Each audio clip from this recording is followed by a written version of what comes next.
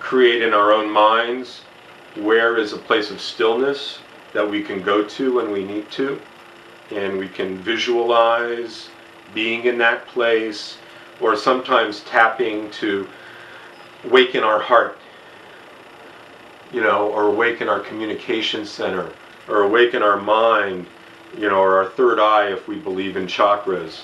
Sometimes tapping on these things, even if there's a microphone that's going to pick it up,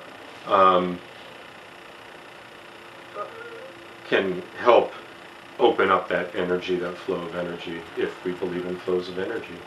I'm going to describe two hypothetical viewers for you. One of them's well-to-do. They're educated, they're financially set, they may be married or not, whatever, but they have a very active social life. They're busier than a one-armed paper hanger. And the other person is maybe not educated. Maybe they're struggling in their life. Maybe even serially unemployed. It's all they can do to put dinner on the table each day. The one thing that these two people have in common is that neither of them has ever done anything for anyone or anything outside themselves or their own narrowly defined self-interest, which might include a spouse and children, but other than that, nothing. You can speak to them either individually or jointly. Why would each of these two people want to serve someone or something outside themselves? John Donne said it well, no man is an island entire of self. We're all in this together. We can't live alone. We need each other. If one of our viewers was inspired by your answer, and they wanted to try serving someone or something outside themselves, what could they expect to get from it by serving someone or something other than themselves?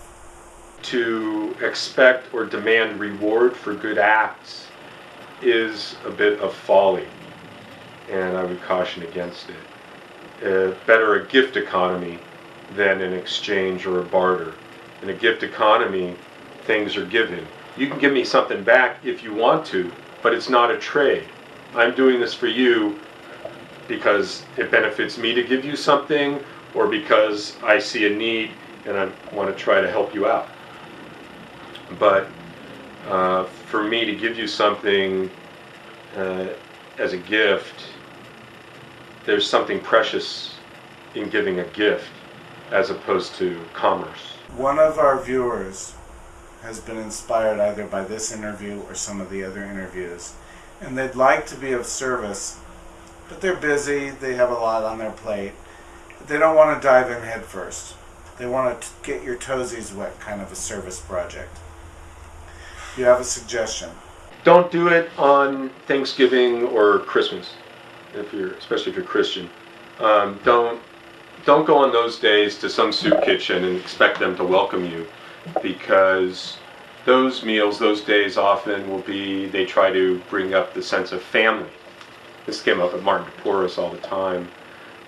We only demanded that you volunteer at least once, some other time during the year, and then you could come on the special holiday meals. But there's a great need the rest of the year. So much outpouring of generosity comes in this country in November and December. But there's great need the rest of the year. And there is a springing up of, Christmas in August or Christmas in summer type programs to try to spread that message. Participate in one of those, or start one of those. Another thing to do is directly. Don't feel like you have to go through an agency. I wouldn't recommend just seeing a homeless person on the street and wanting to offer them money, but it's okay to give a panhandler money. It's okay not to give a panhandler money. Either way is okay, but do it from the goodness of your heart and center yourself. Sometimes we would encourage people at Martin's. They had a big group, bigger than we could handle for our operation. We'd say, we'll make a bunch of peanut butter sandwiches, put them in bags, and go out in 2s and 3s and give them out and come back together and share what your experience was like. You'll find most people really grateful, although a lot of people on the street burn out on peanut butter because they get offered peanut butter a lot. But a lot of people are really grateful for that peanut butter. And it's a learning experience. Try not to do it just once. Try to create something of a practice with it. At Mar de Porres, we would say that the work is our practice, but it's good to also stop and center yourself. If I could give you a 100% ironclad guarantee of success for your next project, zero chance of failure, what would you attempt? Either abolishing nuclear weapons in power and dealing with the waste successfully. That's one big one. And I would say resolving the Israeli-Palestinian conflict without either side being annihilated would be the other big one. Let's pretend right now that all 7 billion of us are going to watch this video. What would you say to us? We're not alone. Try not to feel like you're all alone, or only your people matter, or that only your people are under threat. Whatever you feel, you're not alone. And may that knowledge expand our consciousness and compassion for one another. What's your favorite movie? My favorite movie is Singing in the Rain. On the spot, I could probably think of another one some other time, but I rented Singing in the Rain not too long ago because I wanted to see Donald O'Connor's Make 'em Laugh routine, but I couldn't not watch the entire movie, and it felt so good.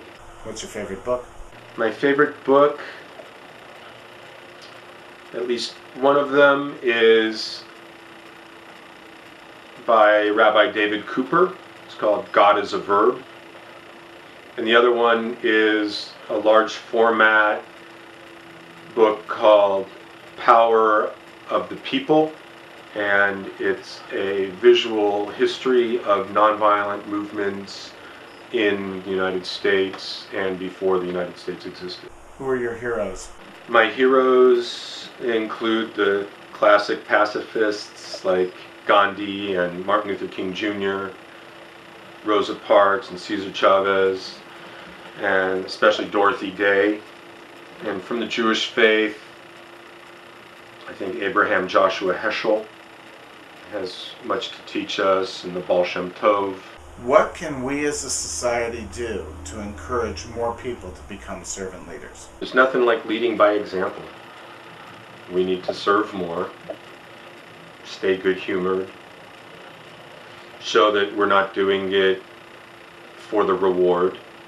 Not that we should deny that receiving is also good, but not doing it for the gain. Well, we just have to lead by example. Is there anything I've neglected to ask you about your politics, your religion, philosophy, service, that you think bears mentioning at this juncture? Another important influence for me was Wiccan spiritual practice, earth-based spiritual practices, learning from the Western Shoshone here in my time in Las Vegas about learning from the earth, appreciating the life of the earth, and that the reclaiming tradition of Wicca, and I want to thank Starhawk for helping write and articulate much that is good in this path, including permaculture and working with the earth for betterment of our lives as people on this planet. That I want to thank the earth-based spiritualities also for important lessons. And in Judaism there is some of that also. Where it's not. It was an it's not agricultural absent. culture in biblical and prophetic times. And pastoral, right. Reliant on the land. So I want to thank our earth-based spiritual practitioners also. Thank you so much for taking the time to meet with me. I really appreciate it. Thanks, Bruce.